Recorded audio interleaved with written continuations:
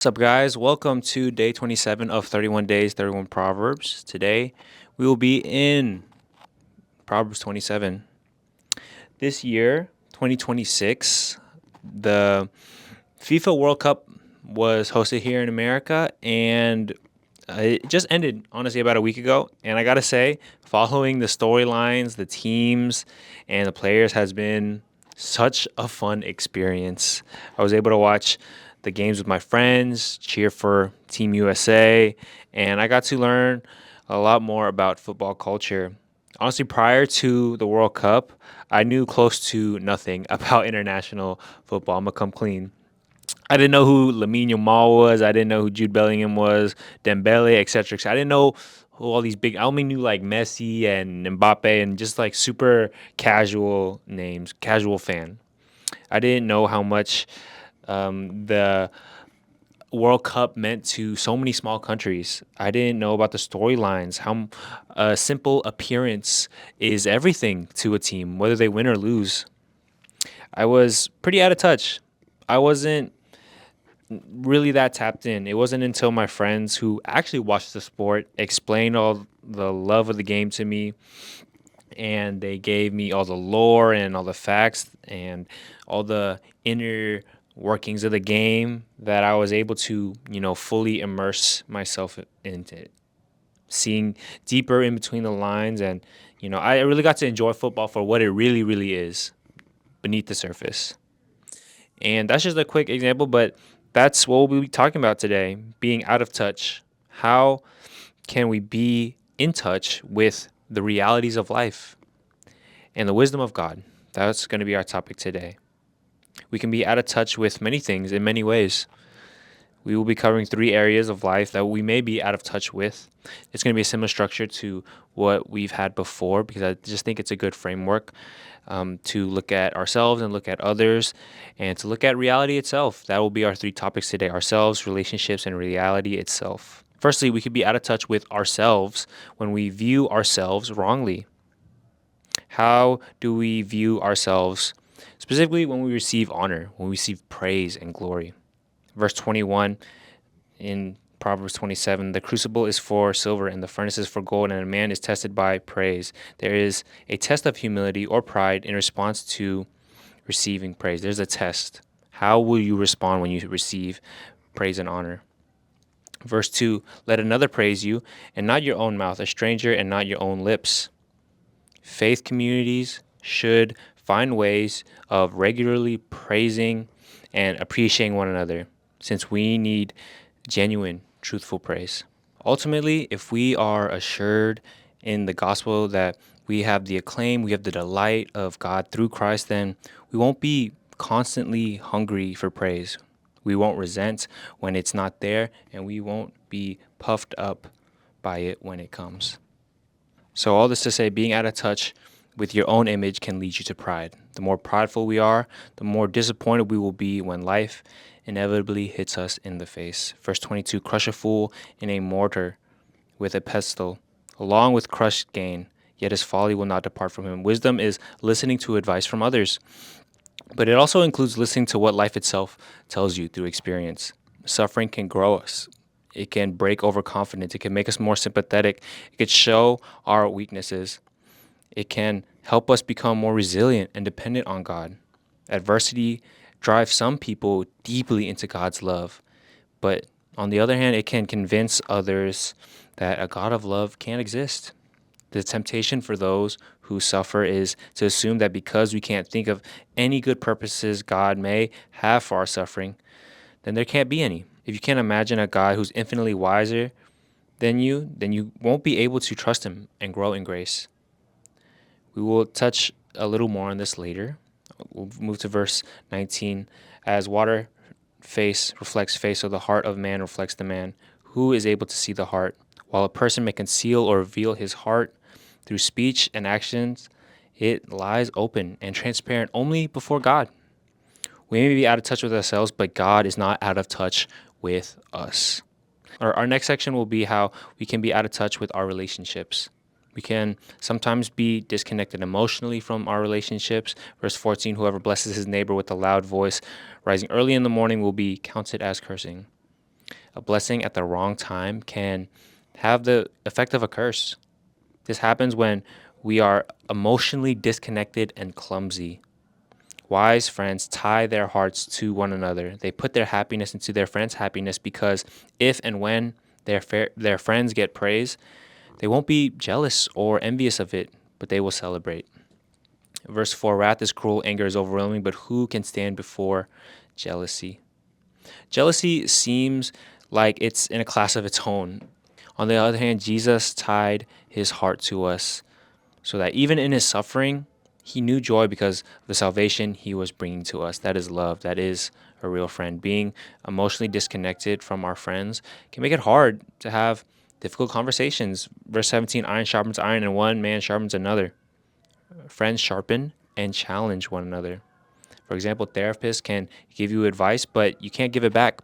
A supervisor offers criticism, but it won't be appropriate to give equal criticism back. The mutual counsel that happens between friends is something everyone needs. Sometimes it is sweet and pleasant, and sometimes it's sharp and painful, but it's done in love. Verse 5 to 6, better is open rebuke than hidden love. Faithful are the wounds of a friend. Profuse are the kisses of the enemy. Wise friends correct and encourage. Wisdom comes through the pain of personal confrontations with friends. Wise friends can handle hard conversations in a way that doesn't break the relationship but strengthens it. We need people who are there for us at our lowest because sometimes when we are hurting the most, we sin the most. Fools can't handle that. If you are too afraid to say what needs to be said, you are really an enemy of your friend's soul. They only tell you what you want to hear and not what you need to hear.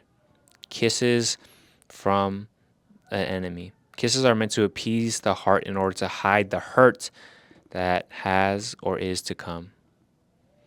And so to get courage, look to the one who became so vulnerable for you that he died on the cross. How faithful were the wounds of this friend for you. We need wise friends who give wise and loving correction. Verse 9, oil and perfume make the heart glad, and the sweetness of a friend comes from his earnest counsel. One of the beautiful things about having friends is that they speak life into you. For example, it's not flattery or empty compliments, but they speak the word of life to you. Their words sound like scripture. Verse 10, do not forsake your friend and your father's friend, and do not go to your brother's house in the day of your calamity. Better is a neighbor who is near than a brother who is far away. If wisdom is a journey, no one travels alone. Do you have wise friendships? Sometimes a friend is better than family. Sometimes a wise friend is needed more than family. This verse is not to minimize family, but to uplift the value of a friend. Why this is important is that who we are is shaped by those around us. Who are you spending your life with? Who you spend your life with influences you more than what you spend your life doing. And so while on that topic, we must also not be out of touch with our blood family as well.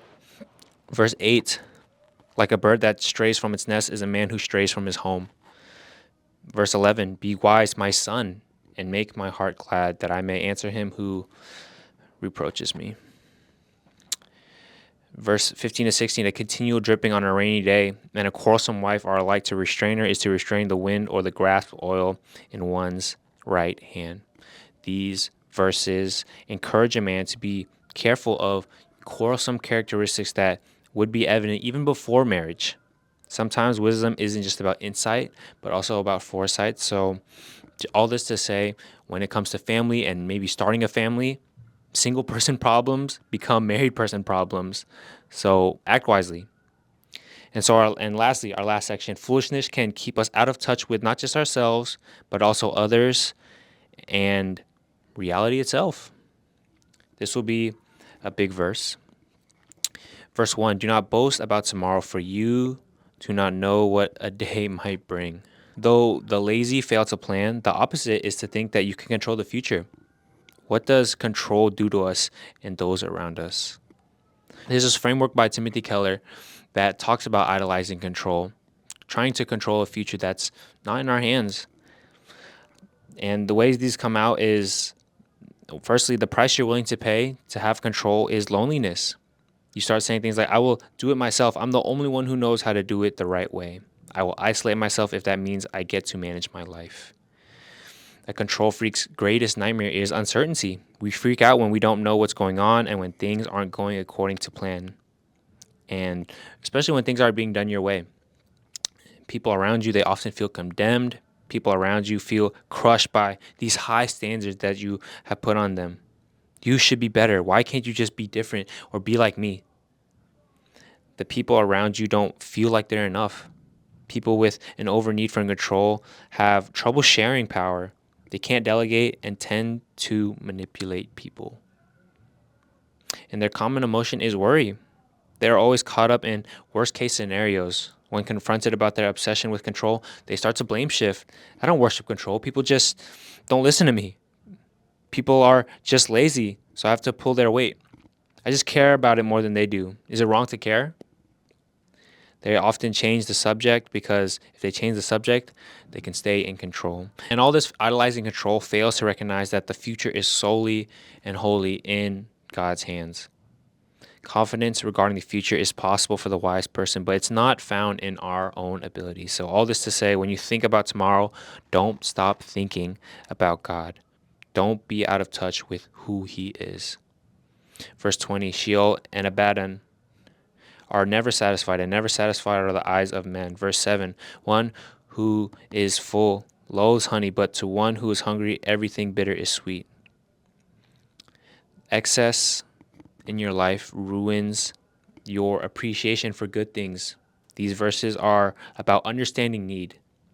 Dissatisfaction and greed always want more. So it's important to be in touch with what we have and to appreciate it. Proverbs gives us an example of what it looks like to be out of touch with the things God has entrusted us to steward. Verse 23 to 27, know well the condition of your flocks and give attention to your herds, for riches do not last forever, and does a crowd endure to all generations?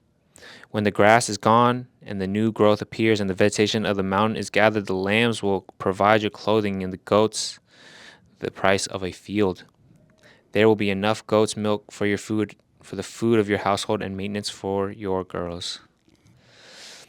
This is describing a shepherd and their flock. The owners here are just out of touch with their sources of income, the sheep itself. And so overall, this warns against staying out of touch while reality is changing, when jobs are shifting, when the economy is moving. Don't be out of touch with what you have, especially in your work and the things that you have to steward. This warns us not to stay out of touch with our work. And lastly, we must not be out of touch with wisdom itself. Verse 3, a stone is heavy and sand is weighty, but a fool's provocation is heavier than both. Provocation means arrogance. Verse 12 to 13, the prudent sees danger and hides himself, but the simple go on and suffer for it. Take a man's garment when he has put up security for a stranger, and hold it in pledge when he puts up security for an adulteress. It takes wisdom to distinguish between rightful courage and foolishness and walking into danger. And so don't be out of touch with wisdom. Read God's word. Maybe follow, this Proverbs series. I don't know. Don't be out of touch with wisdom. And I pray that you don't be out of touch with the person of wisdom himself, Jesus, because he was not out of touch with us. He cares about us. He died for us. He doesn't just love you, but he likes you. And so I pray that encourages you to be in touch with him. I love you guys. I will see you tomorrow.